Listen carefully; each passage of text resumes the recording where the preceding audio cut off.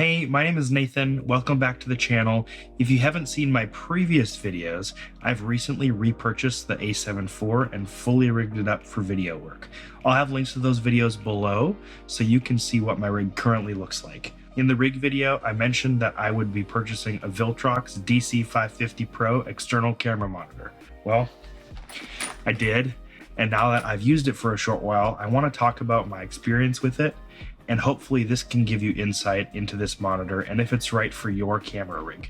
This monitor has been very popular recently, with many reviewers giving it glowing reviews. Compared to many monitors in a similar price range, it has many features that others don't, making it a great value monitor in the sub $200 category.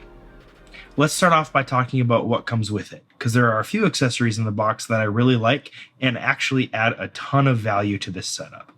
When you open the box, you'll see everything packed away nicely in this Viltrox branded carry case. Now, this isn't one of those accessories that I really like. I'm not the person who will use this case, as I've already got my pack out set up with travel cases and bags where all the accessories inside this will go if I need to take them with. As we open the case, you'll see the lid has a pocket full of cables, a couple different HDMI cables to connect your camera, and a USB A to C cable. The main storage area of this case is where the accessories start to get fun. Included with the DC-550 Pro is a really nice cold shoe mount, an MPF 550 battery, and a detachable sun hood. This cold shoe mount is solid. It features a 1/4-20 thread mount with a locating pin on the top to prevent your monitor from turning loose while mounting to your camera. I wouldn't use this with my full rig, battery, and top handle, but when I'm trying to be minimal, attaching this to the hot shoe of my camera and powering the monitor via an NPF battery is really slick. The next accessory in the case is an NPF battery. This battery is white and very Viltrox branded, but it has a couple great features that I'm seeing pop up more on recent releases from many companies. There are 4 LED lights on the back that can quickly show you how much charge you have left or how much charge you've gotten when you charge it via the USB-C port. My favorite thing about this battery is USB-C power delivery. I love seeing companies like Viltrox, SmallRig, and newer add this to batteries because it means I have to take less chargers with me to shoots, and I can simplify my charging setup at home. In a pinch, I can charge this using my phone charger. The final accessory in this Viltrox travel case is the detachable sun hood. This sun hood is probably my favorite I've ever seen on an external monitor. Previously, I've used monitors that have Velcro attached, flimsy feeling hoods, but this one is plastic and very sturdy. The mechanism to open it is spring loaded, so by pulling up on the open tab, it easily pops open for use. It has 3 mounting points onto the monitor itself that make it easy to attach and detach as needed. For the most part, I leave this sun hood on, but it's nice to know that I can basically quickly detach it with one hand. At this point, you're probably like, Nathan, why haven't you mentioned anything about the monitor itself yet? that time is now. Let's talk about the connectivity and physical features of the monitor. There are some nice things and some things I really don't like. Starting with the connectivity, on the bottom of the monitor, you'll find your HDMI input. Right here, at first glance, this seems like a great place for your video input into the monitor to keep your cable runs low profile and sleek, but in my experience, using this, it's actually quite difficult. When placing this on a top handle, the HDMI input is right next to the handle, and the cable run often gets in the way of my fingers simply holding the handle. I have a couple other thoughts related to that placement, but we'll get to those later in the video. The HDMI out right next to it is actually a really nice addition to the monitor. This way, you can send an HDMI signal to a wireless transmitter, external recorder, or video switcher if you're using this in a live production environment. Next to the HDMI ports is the 1/4-20 mount. You'll see the threaded port in the middle. Right next to it is the pin lock for the locating pin. There's one on the bottom, and there's actually one on the left side as well. That locating pin is awesome because it pairs well with the cold shoe mount that comes with it. Lastly, on the bottom of the monitor, you have your 1/8" headphone output for monitoring audio. This is useful if your camera doesn't have a headphone output or if you need to send a second audio feed somewhere for monitoring or recording. On the right side of the camera, you'll see a handful of ports. There's a USB-C port, which is really clever. It allows you to power the monitor via USB-C. Below that, you'll see that 1/4-20 mounting point on the side, as well as a 12-volt barrel connection for power input. The 12-volt barrel connection is in a terrible spot for my camera rig.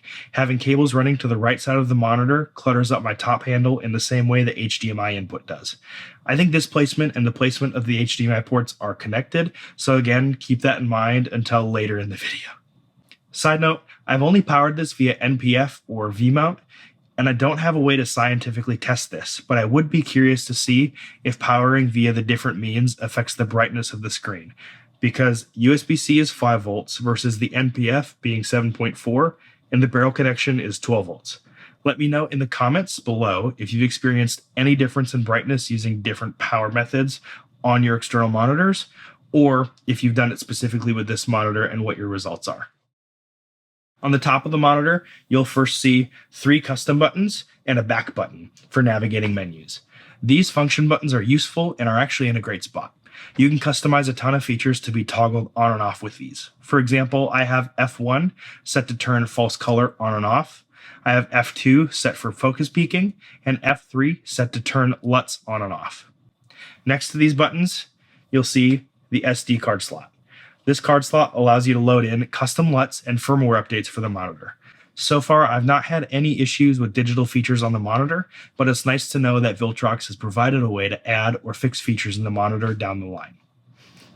On the left side of the monitor, you'll see a power switch. This is actually really nice to have a physical switch that slides and has a tactile response. The monitor I'm using right now, the Andy Cine A6, has a power button that you press and hold until you see the screen turn on. It may seem like a small detail, but having a tactile physical switch allows you to quickly eliminate the variable of, am I pressing this right, when trying to power on your gear. Underneath that switch is a large round dial that is also pressable as a button. This and the back button on top are the main way to navigate the menus without using the touchscreen functionality. I haven't mentioned much about the features of the monitor that you see on its screen yet, because even though this has a ton of built-in tools that add value, the reality is you can have all these tools built in, but if the monitor is hard to operate or fit into your workflow, it may not be the right monitor for you despite those tools being great. Let me run through some of these features so that you can weigh in if having all of this makes the monitor worthwhile despite some of the negative physical features I've mentioned already.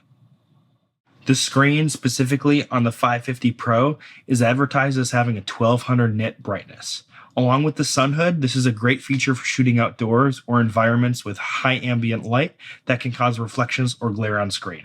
Also, like I've mentioned a few times, this screen has touch capability. Now, this doesn't communicate with your camera, so you're not able to touch to get focus or change camera settings from this monitor, but quickly navigating the menus on the monitor itself is a pretty easy process with the touchscreen. You can quickly access 2 features easily by sliding a finger up and down on the left side of the monitor. You can see I can adjust the volume, and on the right side of the monitor, I can adjust the brightness. Then by double tapping the screen, you can open up the menu and settings of the monitor. As you navigate the menu and look through all the tools it has, you'll see the top left is set up like folders, where the relevant options then show up on the bottom of the screen. In the first icon that looks like a waveform, you'll see the options for histogram, vector scope, RGB parade, full waveform, which is a combination of all 3, and LUT table. The next icon in the top left looks like a hammer. This is where you'll find your settings for focus peaking, false color, zebras, image flip, and more. A useful function in this menu is the gyroscope. You can turn this on so that the monitor itself can detect when it's upside down and rotate your image appropriately.